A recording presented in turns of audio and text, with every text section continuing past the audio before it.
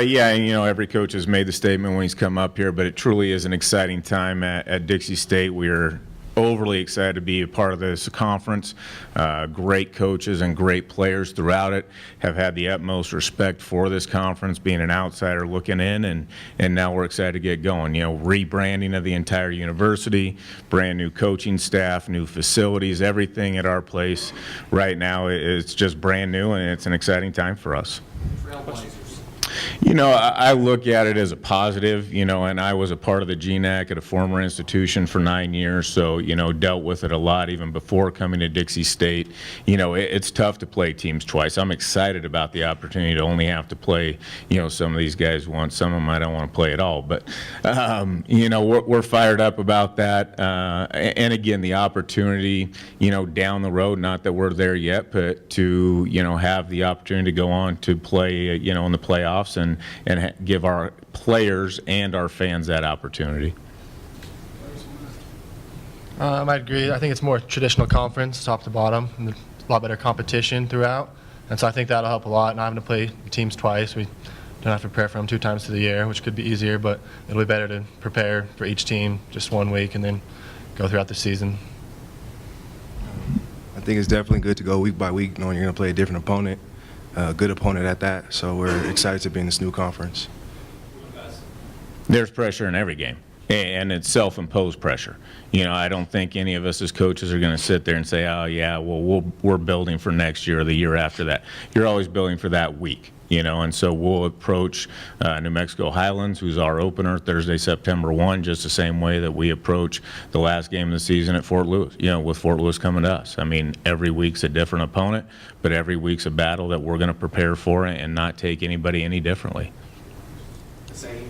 Well, it's a little different for us just because we're a brand new coaching staff, myself included. A couple of my coaches that I did hire are RMAC coaches, have been in this conference for at least 3-4 years, so their familiarity with the conference obviously helps us.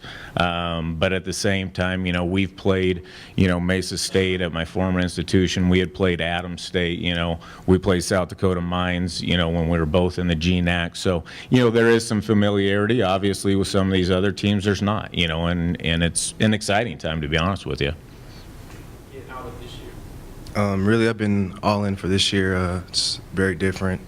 From spring ball to summer training, it's just been a big transition, especially with all the new coaches, but we've been training really hard. So we're kind of, going to compete this year. From the top all the way down. Well, and again, I was a part of a program for 9 years. I was in the GNAC prior to Dixie, and we always, would look at, the RMAC, and even Mesa came and played us, and, so there's always been some crossover, so you're always kind of paying attention to everybody else, and obviously, Pueblo's success, Colorado Mines success, you look at it and you go, okay, what are they doing? How are they doing it? I want to be a part of that. I want to build our program, whatever program it is, in this case Dixie State. I want to become one of those, and so again, you look at others and you draw from others and say, okay, that is a great conference. I would argue that if it's not the best in the country, it's one of the top 2-3 in the country. And so you look at it from top to bottom and you go, okay, how do you build your program to be a part of that? And so it's something that, and we as coaches always share ideas, and I've known a lot of these coaches for a long time. So, you share ideas and you say, okay, what is the RMAC all about? And you try and get a feel for it. For the players, what's kind of been the biggest change?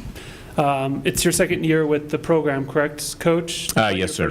So, guys, not an unfamiliar face coming in, but what's been kind of the biggest change with the new head coach? I think just the big thing, we've been trying to change the culture with Coach McClure coming in. That's our number one thing that we say is changing the culture.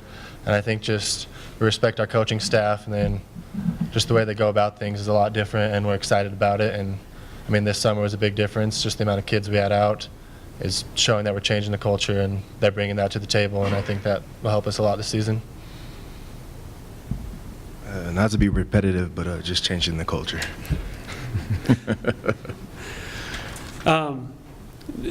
St. George is a little bit different atmospherically than most of Colorado with your high temps. Do you think that helps you?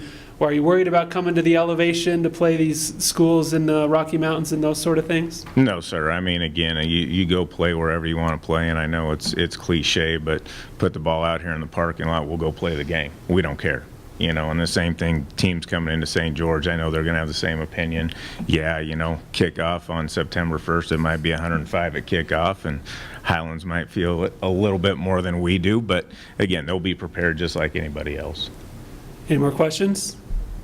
Oh, Yeah, one for Colton, playing defensive back and coming into sophomore, exciting challenges as well. Yeah, we haven't got into studying the offenses too much, but just from looking at last year, there was very powerful offenses, and as DBs, we just really came together, and I think we scout them really well, and then we can learn from that and go into each game with a different approach and see what we need to do, whether it's to take down the run or look for the pass, and let's go into each game and game plan for that. Or an offense, and then Colton, if you want to address the defense after that. There's a lot of different key players. We have a big recruiting class. I'm the only returning offensive lineman for us. So it's just been a lot of people moving around, especially with the new coaches, new offense. So there's no key players. It's really one big team right now. So. Along with that, yeah, we're just one team. We got a lot of new recruits coming in. On the D-line, there's a lot of returners, and then incoming Dane Griffin will be a big asset on the D-line, and we lost a lot of linebackers, so coming in, Josh Simonette's a returner, and we got a lot of new incomers, transfers and stuff that'll help us a lot. And then DBs, I'm a returner, and then there's one partial returner, Isaiah Jones, and then corners, there's guys that have got some time, but no set starters, so it'll be good competition. I think in the end we'll have a lot of good returners and a lot of good starters.